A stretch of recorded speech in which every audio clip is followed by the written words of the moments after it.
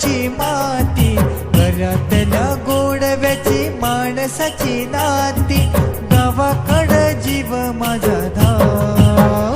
माझं कोकण